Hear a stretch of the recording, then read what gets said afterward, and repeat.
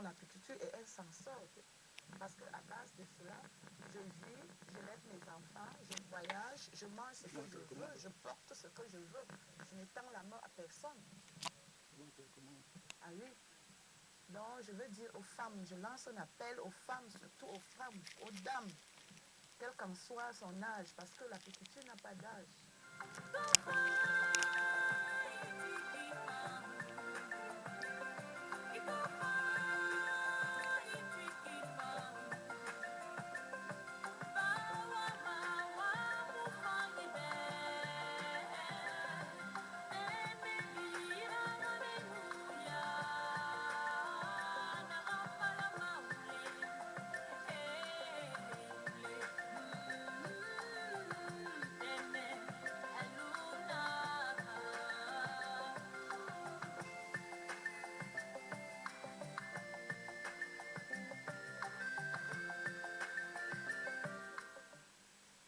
Avant ce séminaire,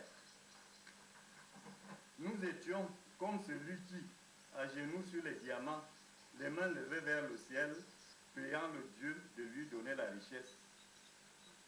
Aujourd'hui, quand nous nous projetons dans l'avenir, nous voyons comment des milliers de familles sortiront de la pauvreté. Au cours de ces 3 jours de formation, les apprenants ont été initiés sur la connaissance des abeilles, les techniques de fabrication des ruches et la production et la conservation du miel destiné à la consommation locale et éventuellement à l'exportation de ce précieux trésor. Monsieur Christophe, je viens directement à vous parce qu'à la faveur de ce séminaire de formation en apiculture durable, vous vous retrouvez presque dans votre élément puisque dans une autre vie, vous fûtes enseignant. Je vais un peu compliquer les choses. C'est vrai aussi. Oui. Et cet enseignement me facilite aussi la tâche. Oui. C'est vrai. Vous enseignez quoi, si ce n'est pas indiscret? J'ai enseigné les sciences de la vie et de la terre, autrement appelé la biologie, mais j'ai terminé par l'informatique. J'étais chef de centre multimédia au lycée Biamassi, après avoir fait plus de 20 ans au lycée Général Leclerc, chef du département de biologie. Quel parcours brillant et comment on se retrouve en apiculture, prof? Oui, parallèlement, déjà dans mes enseignements sur le terrain, ça a commencé par l'enseignement de la vie en société chez les insectes, notamment les abeilles, les fourmis, les faux bourdons. Je me suis particulièrement intéressé à l'abeille. Pourquoi? Parce que l'abeille produit quelque chose qui nous intéresse. Nous savons, le miel, et autre chose que vous ne savez peut-être pas. Il y a beaucoup de sous-produits, la cire, la propolis, la gelée royale.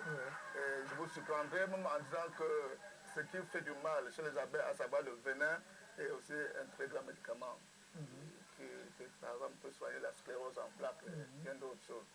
Alors donc je suis parti de la classe pour me retrouver sur le terrain pour découvrir le mystère de cet insecte hautement social. Vous avez créé un gîte et autour de ce gîte, donc, vous pratiquez l'apiculture. Aujourd'hui, vous transmettez d'autres types de connaissances. Est-ce que vous avez le sentiment que le message passe et que ce que vous avez formé là comprenne la portée du geste que vous posez vis-à-vis d'eux? Je vous remercie de cette question importante. Nous avons eu l'occasion de manifester notre satisfaction face à ce public. Vraiment, en tant qu'enseignant, je suis bien placé pour savoir ce que les gens comme ça, 3 jours d'astreinte ici, les grandes personnes, tout à l'heure, face à Madame la députée, ils ont manifesté ce témoignage, ils ont été satisfaits, nous sommes satisfaits, ils ont été soumis à une évaluation écrite. Imaginez alors, quand on a commencé à leur dire qu'il y avait évaluation, ils prenaient peur de nous. Vous devez vous réjouir, quand vous évaluez, là même vous serez sûr que vous avez appris. On va leur donner un diplôme, on a noté, ils l'ont mérité. 3 jours, ce n'est pas beaucoup, mais pour ce qu'ils ont eu à suivre, ils sont contents. Et nous n'allons pas nous arrêter à ça, c'était déjà les mettre en train, et tous en veulent. Donc ça, ce n'est qu'un début, et nous devons croire que les organisateurs vont multiplier ce genre de séminaire, non seulement avec eux, mais avec d'autres groupements. Monsieur Serge-Ayarma, je viens à vous. Vous êtes un spécialiste, un technicien. Sur le plan national, on vous connaît à travers de nombreux séminaires de formation de cette nature-là. L'approche que vous avez adoptée ici, est-ce que c'est une approche qui va rendre les séminaristes assez efficaces sur le terrain de votre point de vue en tant qu'expert? Oui, je pense que l'approche adopté ici là était déjà de sensibiliser les gens sur ce qui se passe déjà, et sensibiliser et informer sur ce qui se passe déjà dans le pays et à travers le monde. Je pense que comme membre de la société civile, à travers le COSADER, le collectif des ONG pour la sécurité alimentaire, le développement rural, nous avons le devoir, ou alors j'ai le devoir de dire à mes concitoyens comment les choses fonctionnent dans ce pays. Parce que la société civile est là pour accompagner le gouvernement dans ses missions. Et il est temps de dire aux gens, si vous ne connaissez pas l'apiculture ou l'élevage des abeilles, voyez, l'apiculteur a au-dessus de lui le ministère de l'élevage qui encadre une coordination nationale d'apiculture. Et à l'intérieur est logé un programme depuis 2010, le programme d'appui au développement de la filière apicole, le PATFA. Oui. Et il fallait que j'en parle un peu aux gens pour essayer de les recadrer, pour essayer de... En tout cas, ça fait partie de la démystification de cette activité. Hein. Oui, vous me donnez une excellente transition là, parce que vous savez qu'il y a trop d'histoires qu'on raconte sur les abeilles, le côté superstitieux de nos traditions autour des abeilles, tel a lancé un dessin d'abeilles à tel et tout cela. Vous réussissez à faire le décalage entre cette conception traditionnelle et mystique même, superstitieuse du rôle des abeilles et la rendre vraiment, cette conception la rendre pratique, rentable et économique du point de vue des activités socio-économiques. Oui, oui, c'est... la leçon ici était déjà de ramener les séminaristes dans l'histoire même de l'apiculture, dans la genèse de l'apiculture.